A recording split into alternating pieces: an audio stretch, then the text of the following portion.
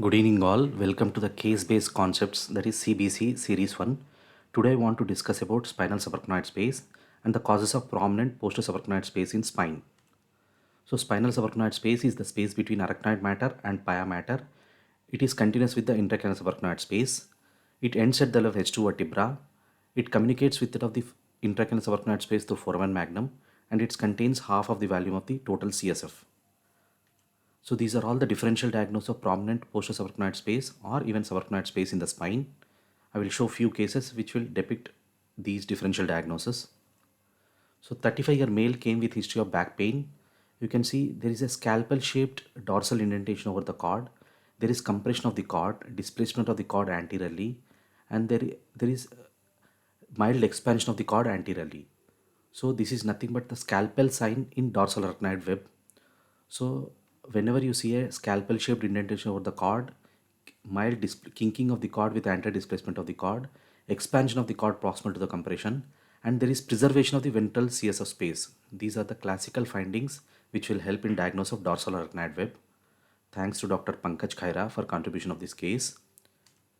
So this is the dorsal arachnoid web. So these are the varied presentations of dorsal arachnoid web. You can see this is the scalpel shaped indentation causing displacement of the cord. However, you can see the ventral CSS plane is preserved. And sometimes you can see there are myelomalacia changes, and even sometimes you can see syringohydromelia. So this is the normal scalpel sign with indentation of the cord with expansion proximal to the cord. So this is upside down scalpel sign. This is upside down scalpel sign. So CT myelography also helps in differentiating presence of mass or SOL from the arachnoid web.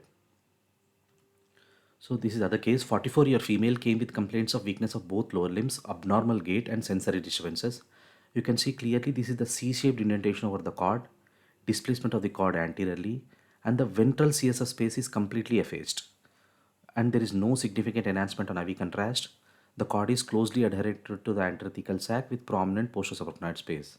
So whenever you see a C-shaped indentation over the cord, no significant expansion of the cord proximal to the obstruction, and effacement of the ventral CSF plane, think of spinal cord herniation. And once again, thanks to Pankaj Khaira for the contribution of this case. So differentiation between dorsal arachnoid web and spinal cord herniation, these are all the points we have to help in, with which we help in differentiation between dorsal arachnoid web from spinal cord herniation. We'll see in the following slides.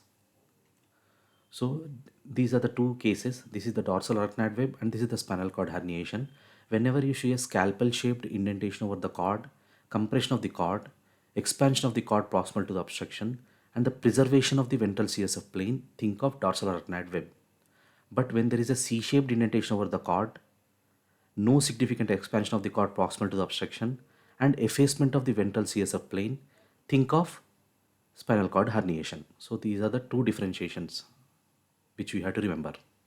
And along with this, high resolution T2 weighted sequences and CT myelography can also help in few cases. So this is other case where there you can see there is abnormal anterior displacement of the cord. There is a dural defect. Spinal cord is seen herniating through the dural defect anteriorly.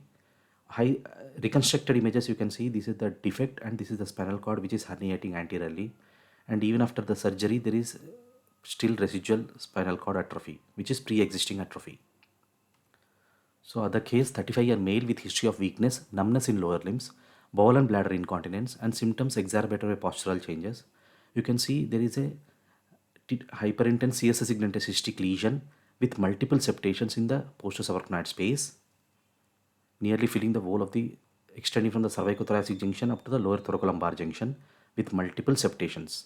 Here you can see this is the cystic lesion which is displacing the spinal cord anteriorly. So this is a case of spinal arachnoid cyst, so which will also cause the prominence of posterior subarachnoid space. And diffusion weighted imaging helps in differentiating from spinal arachnoid cyst from epidermoid cyst. Thanks to Dr. Venkatesham for contributing to this case, and he also is the founder of Shades of Radiology YouTube channel. 53-year-old female presented with 2 weeks history of acute low back pain, numbness and intermittent fecal incontinence. You can see there is an interdural extramedullary mass lesion which is causing compression and displacement of the spinal cord with prominent posterior subarachnoid space below the level of the tumor. Here you can see this is the mass lesion which is causing the displacement of the cord anterolaterally. Here you can see after giving contrast, there is intense homogeneous enhancement with adjacent enhancing dural tail sign. So this is the intradural extramedullary mass lesion, nothing but meningioma. Coming to the other case, 8-year-old child came with progressive weakness of upper limbs, paresthesias, and intermittent bowel disturbances. You can see there is a heterogeneously hyperintense mass lesion in the extradural space, because you can see this is the thin linear hypointense dura which is completely displaced and which is causing the prominent posterior subarachnoid space below the level of obstruction. This mass lesion is also seen extending from the spinal cord through the neural foramina, causing widening of the neural foramina and closely abutting the nerve root in a dumbbell-shaped configuration. These are the coronal images. You can see this mass lesion is extending through the neural foramina and closely abutting the exiting nerve root. So this is nothing but a neurogenic neoplasm presenting as an extradural mass lesion in a child, which is somewhat rare. But remember this as one of the cause for prominent posterior subarachnoid space. So other two differentials for prominent posterior subarachnoid space are focal anterior displacement of the thoracic spinal cord without evidence of spinal cord herniation or intradural mass. So here you can see there is a prominent posterior subarachnoid space with pulsation artifacts. This is the cord, these are the prominent posterior subarachnoid space. This is the supine myelography images. You can see this is the prominent posterior subarachnoid space. There is no filling defects, no web, but the ventral CSF plane is effaced. So that's why the patient was again imaged in the prone position. You can see ventral CSF plane is preserved, no webs or filling defects or mass lesion, and the posterior subarachnoid space is normal. So this is the focal anterior displacement of thoracic spinal cord without evidence of spinal cord herniation or mass or web. Other condition you have to remember is thoracic anterior spinal cord adhesion syndrome. Here you can see there is focal anterior cord displacement with thinning at T78 level. There is a mild disc bulge and there are cord changes in the cord at T78 level. There is no dural defect which is seen. So remember thoracic anterior spinal cord adhesion syndrome, as there is adhesions which will cause the spinal cord to displace anteriorly. So history of previous surgeries is very important in these type of cases. So summary, whenever you see scalpel shaped dorsal indentation over the cord with preservation of ventral CSF plane, which is suggestive of dorsal arachnoid web, whenever you see C-shaped deformity, abnormal kinking of the cord, no significant expansion of the cord proximal to the kinking, and interruption of the ventral CSF plane, think of spinal cord herniation. Along with conventional MRI, high resolution T2-weighted images and CT myelography are useful in some problem solving tools, as in some cases.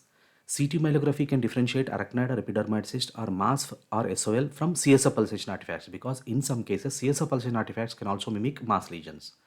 DWA can help in differentiating arachnoid from epidermoid cyst. And remember these two conditions, that is focal anterior displacement of thoracic spinal cord without evidence of spinal cord herniation or intradural mass, and thoracic anterior spinal cord adhesion syndrome, and other tumors which I have shown as few cases, which will also present as prominent posterior subarachnoid space. These are the few references. Thank you all.